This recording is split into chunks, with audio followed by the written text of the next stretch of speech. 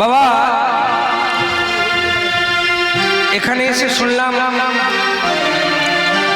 আমাদের পূর্ব পশ্চিম মেদিনীপুর মানে গতকাল ভোগ হয়ে যাওয়ার কথা। আপনাদের এখানে দেখলাম ধুলোর দিনে ভোগ অনেক জায়গায় আছে। তো আজকে গৌরাঙ্গ মহাপ্রভু যেখানে ভোগ হয়েছিল, তো ভোগটা কোথায় হয়েছিল না গৌরী দাসের অঙ্গনে। বাবা প্রথম দিন অদ্বৈত, দ্বিতীয় দিন শ্রীবাস, দ্বিতীয় দিন শ্রীবাস অঙ্গনে গৌর হরি উঠেছিলাম। গতকাল তো গোবিন্দ আমার কীর্তন করিয়ে দিয়েছে, তাই আজকে তৃতীয় দিন ধরে কি হয়েছে গৌরী দাসের ঘরে। তো আচ্ছা ভক্তগণ, গৌরী দাসের ঘরে যে কীর্তন হচ্ছে গৌরাঙ্গ মহাপ্রভু গিয়েছে। আচ্ছা বাবা, যে গৌরের দাস তার নাম তো গৌর দাস, যে গৌরী দাস কেন নাম? গৌর দাস হতে পারে।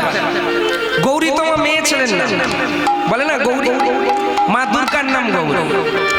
দেখে দেখে দেখুন কোথায় জন্ম নিলেন না বর্ধমান ডিস্ট্রিক্ট কালনার অন্তর্গত অম্বিকানগর। ওমা অম্বিকা কার নাম? মা দুর্গার নাম। তাহলে নামটাও দুর্গার নামে, গ্রামটাও দুর্গার নামে। এবং আজকে গৌরাঙ্গ মহাপ্রভু এসেছেন গৌরী দাসের অঙ্গনে। তাহলে গৌরী দাসের অঙ্গনে এলেন কেন? আজকে যে ভক্তবৃন্দ বাবা পদাবলিতে পদ কীর্তন করতে বলেছেন কমিটি পক্ষে, যে কোনো কীর্তন করুন, বাসুদেব ঘোষের পদ ছাড়া কীর্তন হয় না। তো বাসুদেব ঘোষ আমাদের ওদিকে বাড়ি, আমার যেখানে বাড়ি পূর্ব মেদিনীপুর, পশ্চিম মেদিনীপুর, পূর্ব মেদিনীপুর গ্রামটার নাম হচ্ছে বাসুদেবপুর, হয়নি বাসুদেবপুর।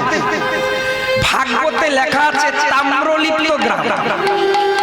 যে নামটা আপনারা অনেকেই চিনবেন, সেই নামটার নাম হলো তমলু। ওই তাম্রলিপ্ত গ্রামে ওই ডিস্ট্রিক্ট মানে থানাতে বাসুদেবপুর বলে গ্রাম। ওই বাসুদেব গৌরাঙ্গ মহাপ্রভু যা করতেন তার পথটা দেখে দেখে তিনি লীলা লিখতেন। তো অত বড় ভক্ত তিনি পূর্ব মেদিনীপুরে আছেন, তার বাড়িতে ভোগ না করে তিনি গৌরী দাসের অঙ্গনে বর্ধমান অম্বিকানগরে গেলেন কেন? তাহলে আমাদেরকে জানতে হবে বাবা যে ওই গৌরী দাস পূর্ব জন্মে কে ছিলেন এবং গৌরী নামটা হলো কেন, গৌর হলো না কেন? বাবা গৌরের ভক্ত গৌর নাম, নিতাইয়ের ভক্ত নিতাই নাম দেয়। এবং অম্বিকানগর মা দুর্গার নামে অম্বিকানগরটাই হলো কেন?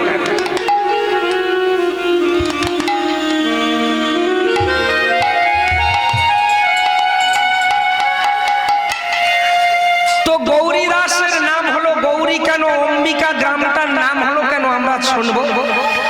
তো গৌরী দাস প্রথমে কেন না, গৌরী দাস সত্য যুগে ছিলেন রাজা প্রহ্লাদ, ত্রেতা যুগে হলো তরণী সেন, দাপর যুগে হলো সুবল সখা, আর আগতই কলি যুগে হলো গৌরী দাস। কিন্তু বাবা ওই গৌরী নামটা হলো কেন? মধ্যিখানে গৌরী দাস একবার জন্ম নিয়েছিলেন আপনাদেরই পাশের গ্রামে, বীরভূম জেলায় নানুর গ্রামে চণ্ডীদাস রূপে। তো সেই চণ্ডীদাসের রূপে নাম নিয়েছিলেন, পিতার নাম হলো দুর্গা দাস বাগচি। বাগতি নয়, বাগচি, বয়াকা গ চয়ে দীর্ঘই। তো দুর্গা দাস বলছে ওই যে বীরভূম জেলায় নানুর গ্রামে বাসুলি মায়ের মন্দির আছে রাজাদের, ওই বাসুলি মায়ের পূজারী ছিলেন দুর্গা দাস বাগচি। আর চণ্ডীদাস কি করতো মা? ওই বড়শি ফেলতো বাসুলি দিদি। তো একদিন চণ্ডীদাসকে বলছে তার পিতা দুর্গা দাস, ওরে চণ্ডীদাস, আমি গর্ব হলে তো এই মন্দির তোর হবে। মায়ের পুজো কেমন ভাবে করতে হয়, মায়ের পুজো কিভাবে করতে হয় বাগিয়ে শিখে নে। আমি গত হয়ে গেলে তোর তো এই রাজাদের মন্দির তোর হবে। প্রত্যেক দিন বাবার কথা শুনতে শুনতে বাবা ওই বাসুলি দিঘিতে চণ্ডীদাস বাবার সঙ্গে পুজো করতে লাগলো। মা বাসুলি, মা বাসুলি হলো দুর্গা। কিছুদিন পুজো শিখতে শিখতে দুর্গা দাস বাগচি হঠাৎ করে মারা গেল। আর মারা যাওয়ার সঙ্গে সঙ্গে চণ্ডীদাস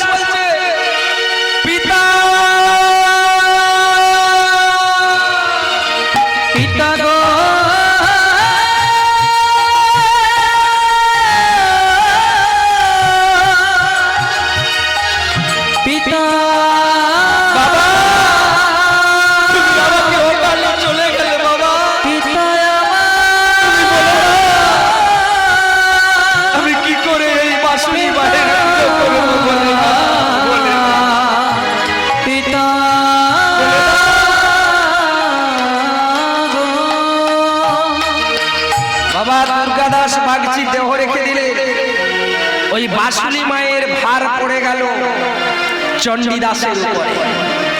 প্রত্যেক দিন চণ্ডীদাস বাসুলি দিঘিতে গিয়ে ওই মায়ের সামনে বসে আর বলে, মাগো আমি তো মন্ত্র জানি না, তন্ত্র জানি না, আমি তোকে ভক্তিভাবে পুজো করব। বাবা প্রত্যেক দিন বাসুলির পুজো করছে। করতে করতে একদিন বাসুলি দিঘিতে স্নান সেরে একটা তম্বুক ঘটিতে করে বাসুলিতে এক ঘটি জল নিয়েছে মায়ের পুজো করবে বলে, আর উঠতে যাবে ওই দিঘি থেকে উঠতে যাবে, আর ঠিক বক্ষতলে একটা কমল পদ্ম এসে হাজির হয়েছে। পদ্ম ফুল একটা ঠেকে গেছে, লাল পদ্ম। পদ্ম ফুলটাকে ধরে নিয়েছে, আর ধরে নিয়েই বলছে, মাগো প্রত্যেক দিন তো তোকে জল দিয়ে মন পুষ্প দিয়ে পুজো করি, আজকে একটা পদ্ম পেয়েছি, আজ এই পদ্মটা দিয়ে আজকে তোর চরণ তলে গিয়ে আজকে এই পদ্মটা দেব, আর এই পদ্মটা দিয়ে তোকে বলবো যে মা কোনোদিন তো পুষ্প দিতে পারি না, মন পুষ্প ছাড়া, ভক্তি ছাড়া, তাই আজকে যেহেতু পদ্মটা ভেসে এসেছে তোর চরণ তলে দেবো। আমার গিয়ে বসেছে বাসুলির কাছে, আর বাসুলির কাছে বাবা বসে পুষ্পটাকে ধরে নিয়ে আর মায়ের পুজো করতে আরম্ভ করল।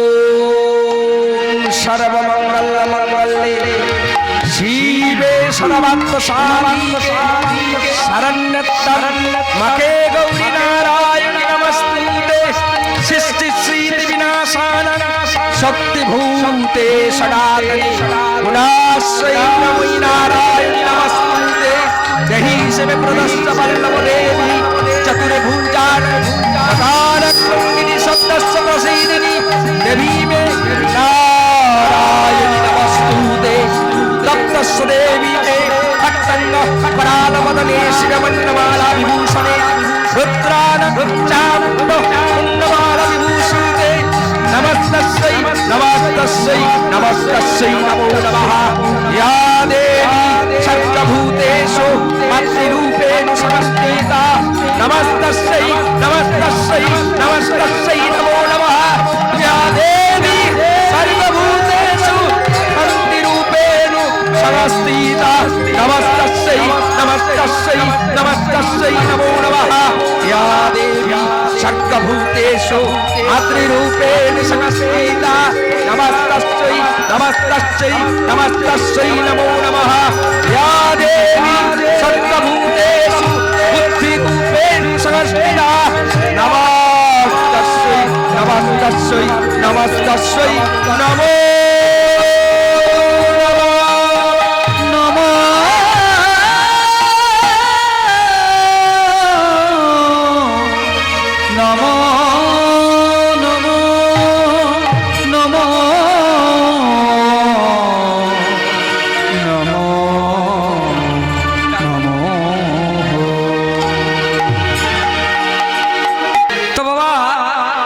পুষ্পটাকে চরণ তলে দিয়েছে মন্ত্র উচ্চারণ করে, আর পদ্ম চরণ করে দিয়ে আর চরণে দিয়ে মাকে প্রণাম করছে চণ্ডীদাস।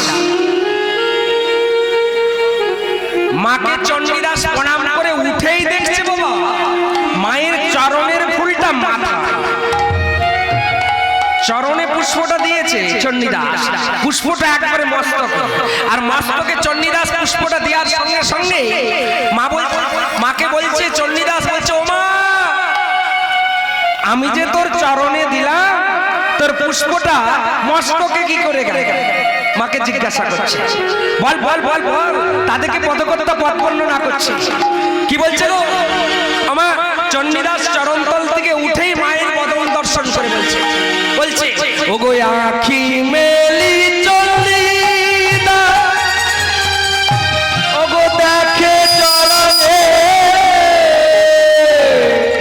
আরে আখি মেলি চণ্ডীদাস দেখি নয়নে, ও গো আখি মেলি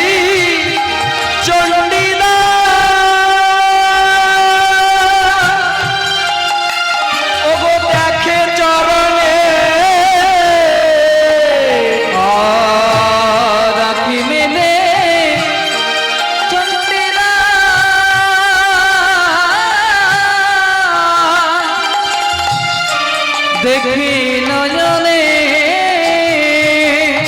বলে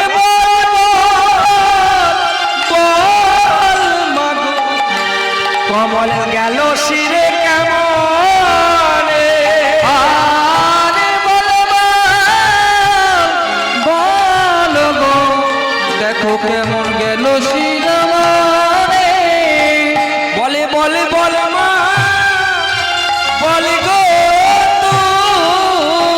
আজি বলে গো সারাই ও মা যখনই বলছে বল বল বল চণ্ডীদাস বলছে, আরে চণ্ডীদাস মাকে বলছে, আর মা বলছে এই চণ্ডীদাস তোকে একটা প্রশ্ন করবো উত্তর দিবি? ছোট করে কথা যখন বলবো একবারে ছোট ছোট, তো একটা উত্তর দিবি না? বললো কি না তোর বাবা বড় না মা বড়? মা বলছে ও মায়েরা মা বড় না বাবা বড়? হরি বল হরি বল হরি বল। বাবা ইহ জগতে দেখতে গেলে পিতা বড়, কিন্তু শাস্ত্রের বচনে বলছে মায়েরা বড়।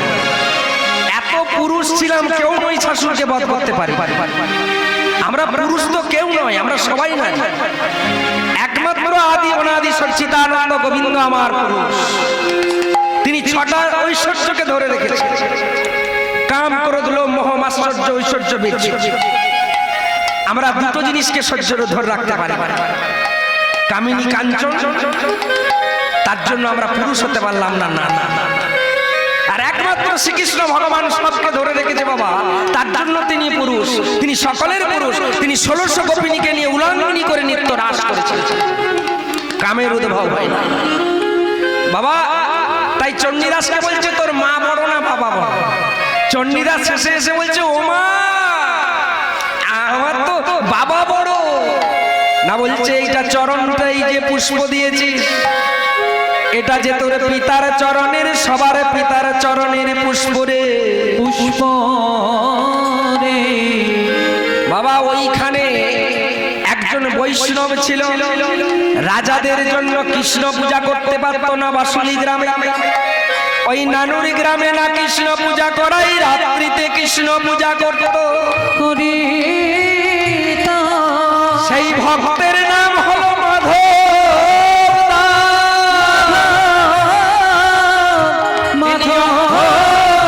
রাত্রিতে মায়ের পূজা করে তিনি পিতা কৃষ্ণের পূজা করে পুষ্প ওই বাসুলি দিঘিতে ফেলে দিত। বলছে ওরে এই গ্রামে মাধব দাস নামে একজন বৈষ্ণব আছে, রাজাদের জন্য এই মা দুর্গার জন্য বলি হয় বলে এখানে কৃষ্ণ পূজা নানুর গ্রামে করা যাবে না। তাই গোপনে নির্বিঘ্নে রাত্রিতে কৃষ্ণ পূজা করে তিনি এই বাসুলি দিঘিতে পুষ্পগুলো অর্ধরাত্রিতে ফেলে দিয়ে দেন। আর এই বাসুলি দিঘির সেই পুষ্পটা, ওরে গোবিন্দ চরণের পুষ্প তুই আমার চরণে দিয়েছিস, যে জগতের পিতা, আমি যে তার কন্যা, আমি কি নিতে পারি চরণে বল? তাই যখনই বলেছে গোবিন্দের পুষ্প গোবিন্দ পূজা, তখনই বলছে ওমা গোবিন্দ জিনিসটা কি, গোবিন্দ দেখতে কেমন, দেখিতে কেমন। বলছে তুই গোবিন্দকে দর্শন করবি, গোবিন্দ দেখবি না? বললো হ্যাঁ। না বলছে এই আসনে বস, আমি তোকে গোবিন্দ দেখাচ্ছি। বাবা আসনে চণ্ডীদাস বসলেন, আর মা মাথায় হাত রেখে গোটা মধুময় সে বৃন্দাবন দর্শন করাচ্ছে। আর মধুময় বৃন্দাবন দর্শন করছে, করতে করতে গোবিন্দ দেখছে নবলক্ষ ধেনুয়াস্য নিয়ে চড়ছে, চতুর্দিকে সখাদেরকে নিয়ে খেলা করছে। আর করতে করতে এমন সময় কি করলো মা, একটা বিষধর সর্প আমার গোবিন্দ কৃষ্ণকে টেনে নিয়ে চলে যাচ্ছে। আর যখনই জলে গিয়ে কালী দহে ডুবিয়ে দিচ্ছে, তখনই চিৎকার করে চণ্ডীদাস বলছে না বলো না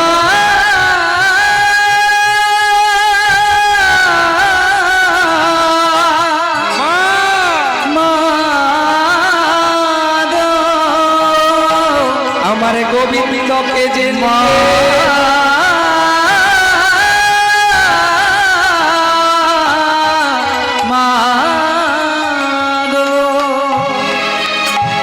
বাবা ধ্যানটা ভঙ্গ হয়ে গেল।